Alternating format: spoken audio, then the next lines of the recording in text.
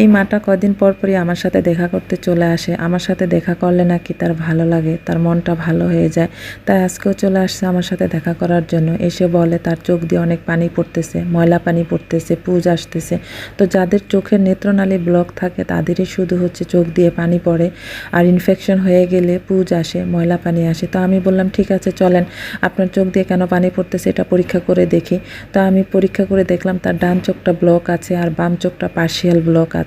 তো সে তো ভিক্ষা করে, তার পক্ষে সম্ভব না অপারেশন করা।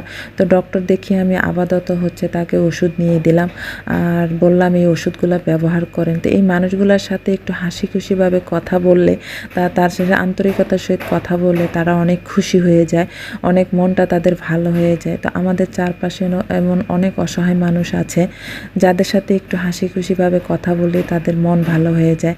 তো আমরা যেন সবাই সবার সাথে ভালো ব্যবহার করি, অসহায় মানুষগুলোর সাথে যেন আমরা কখনোই খারাপ ব্যবহার না করি।